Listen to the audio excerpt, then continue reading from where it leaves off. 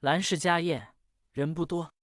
魏婴、蓝湛夫妇2人，蓝启仁、蓝曦臣2人，魏将军、魏夫人还有孟瑶。魏婴和蓝忘机在桌子下牵着手，蓝忘机空出一只手来喂魏婴。蓝启仁不习惯的假咳一声，魏将军马上开了口：“我这个儿子啊，在家也是这么宠的。蓝将军一出征就是3年，真是苦了我的阿宪。不但没有半点怨言，还把蓝家的事处理得这般好。就说这一次的事，那可都是我阿宪的功劳。”魏婴只是笑，蓝忘机马上就给他喂上了下一口。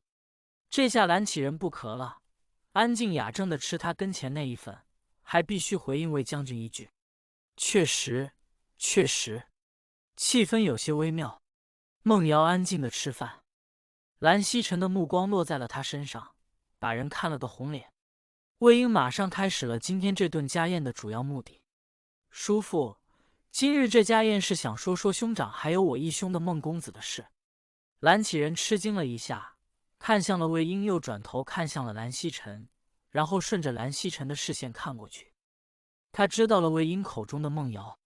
孟瑶这些日子在蓝府养的可是比之前滋润了许多，又因这几日想开了，不再想去认什么皇亲当什么皇子，身上的骄傲也退了许多，变得温和起来。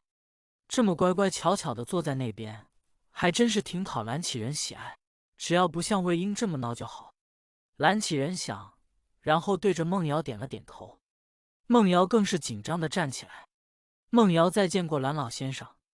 无需多礼，无需多礼。蓝曦臣目光灼灼，蓝启仁就忍不住问：“我这大侄子多年行商在外，不像忘机在朝廷有个一官半职。这商人就极好，古有范蠡、子贡、百归皆流传百世，其功甚伟。晚辈与大公子有过几次交谈，大公子见多识广，文采斐然，却是很少人能比得上的。倒是晚辈。”孟瑶喜欢蓝曦臣，却觉得自己一无所知，才真是配不上蓝曦臣。魏婴看出了这一点，马上走出来做红娘了。孟公子如今是我魏家的义子，若论家世，那是门当户对；若论才情喜好，与兄长也配得上，对吧，兄长？蓝曦臣点头，目光炯炯地看着孟瑶。孟瑶低头不敢看他，面上却是感动与羞涩。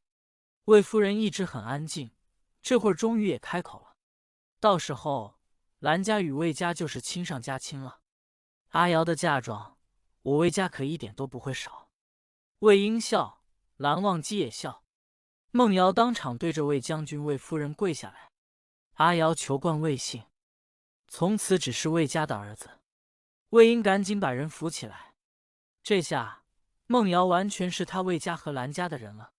蓝启仁见所有人都如此，自然也没有反对的理由。于是，一场家宴欢欢喜喜地定下了蓝曦臣与孟瑶的亲事。孟瑶更名为魏瑶。金光善自然不可能就这么善罢甘休，他忌讳魏家和蓝家已久。此次不但没有弄死蓝忘机，还让蓝忘机又出了一次风头，名正言顺地继续拥有西营兵权。更让他心生嫉妒的是那明艳大气的小哥儿。真是整个后宫的人加起来都没有他一个眼神勾人。他如今失了2个棋子，不过好在蓝忘机没有抓到指向自己的证据，也没有起义。接下来还是可以再找机会算计蓝家和魏家的，比如那天的那个看起来柔弱无害的哥，既是魏家的义子，又是蓝忘机的府中人。既然他们查出了苏舍，却还能留着他，就说明这个哥并不简单。至于有多不简单，来人，去查一下蓝家府上那个魏家义子的底细，还有他现在在蓝家到底是个什么样的身份。金光善脑中闪过孟瑶的脸，莫名的有种熟悉感，不过马上又想起魏婴勾人的笑脸来。小蓝夫人，朕可等着你。魏婴单独跟蓝忘机待着的时候很乖，就像一只放下所有防备，收起所有利刃的小动物。他窝在蓝忘机的怀里打呼噜，明明才睡醒一会儿，被蓝忘机抱了一会儿又睡着了。将军，今天该去巡营了。蓝思追来请蓝忘机的时候，蓝忘机有些舍不得起来。不过他确实有阵子没去军营了，也是该亲自去看一看整一整。他亲了亲魏婴的嘴角，把他的被子掖好，才小心的起了身。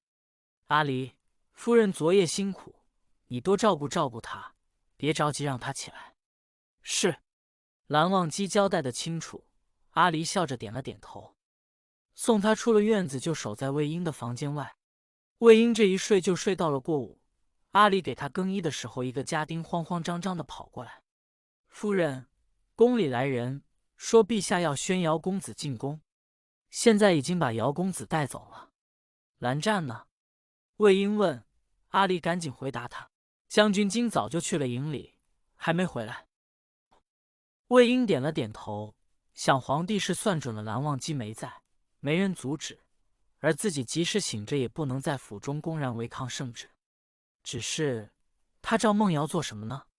认出来他是自己的儿子，不太像，难道是？魏婴讽刺的笑了笑，摇了摇头，以后到底还是担心孟瑶，赶紧洗漱好就往西营去。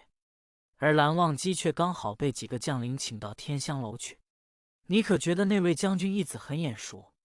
娘娘的意思是，他很像一个人。二小姐。皇后点了点头，陷入了沉思。看见过孟瑶以后，皇后便做了好几夜的梦，都是年少时姐妹情深和后来的争风吃醋，最后分隔两地的惋惜和后悔。她和自家妹妹分开20年，一次面也没再见过。而她虽然因为嫡女身份成功成了太子妃，如今又贵为皇后，但其实在皇帝心中根本一点位置都没有。